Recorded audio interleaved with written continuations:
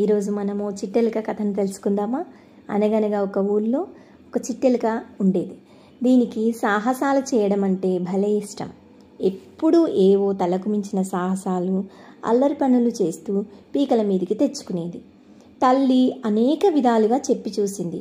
సాహసాల జోలికి పోకుండా బుద్ధి కలిగి ఉండమని హెచ్చరించింది.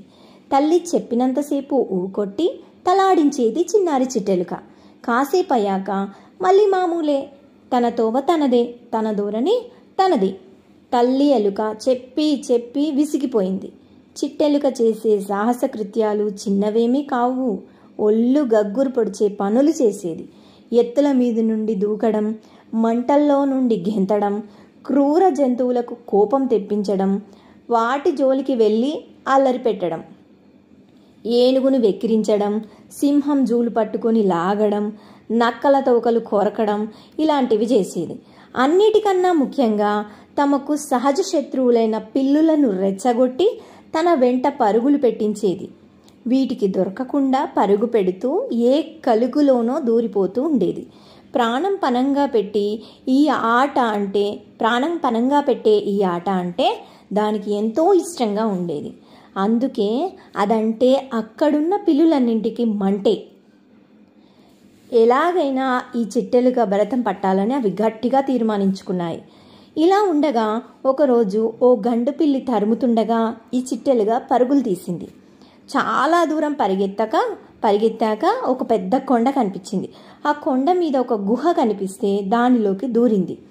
ఆ గుహ ఎంత పెద్దదంటే దానికి అంతూ పొంతూ కనిపించలేదు. గండు పిల్లి కూడా ఆ గుహలో దూరి ఈ చిట్టెలుక కోసం చాలాసేపు వెతికి అది కనిపించకపోవడంతో వెనుతిరిగింది. చిట్టెలుక ఆ గుహలో చాలా దూరమే తిరిగింది. కానీ ఆ గుహలో నుంచి బయటపడేందుకు దానికి దారే దొరకలేదు. పైగా చాలాసేపటి నుంచి పరిగెట్టడం వల్లనేమో దాహం కూడా వేయసాగింది. గొంతు తడుపుకోవడానికి కాసిన్ని మంచినీళ్లు ఎక్కడ కనిపిస్తాయో అని వెతకసాగింది. ఇంతలో దానికి ఆ ఎలుకకి అక్కడ జపం చేసుకుంటూ కూర్చొని ఉన్న ఒక ముని కనిపించాడు. ఆయన ముందు ఉన్న కమండలం కూడా కనిపించింది. ఇంకనే ప్రాణాలు లేచొచ్చినట్టు అయింది చిట్టెలుకకి.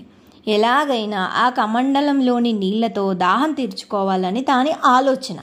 మెల్లగా వెళ్ళి ఆ కమండలం పైకెక్కి దాన్ని పడగొట్టే ప్రయత్నం చేయసాగింది. ఆ అలికిడికి జపం చేసుకుంటున్న ముని మెల్లిగా కళ్ళు తెరిచాడు. తన తపోభంగానికి కారణం ఎవరని చూసిన మునికి కమండలం పైనున్న చిట్టెలుక కనిపించింది. మునికి ఆగ్రహం కలగకపోగా ఆ చిట్టెలుక కదలికలు, నీళ్ల కోసం అది చేసే ప్రయత్నము ముచ్చటగొలిపింది.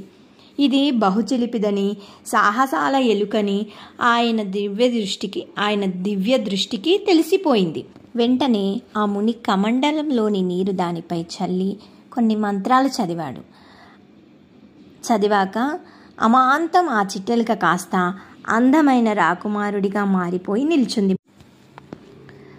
అప్పుడు ముని ఇలా చెప్పాడు: ఓయి, నాకు నీ సాహసాల సంగతంతా తెలుసు. సామాజిక ప్రయోజనాలు లేని సాహసాలకు సార్థకత ఉండదు. ఈ దేశపు రాజుకు పుత్ర సంతానం లేదు.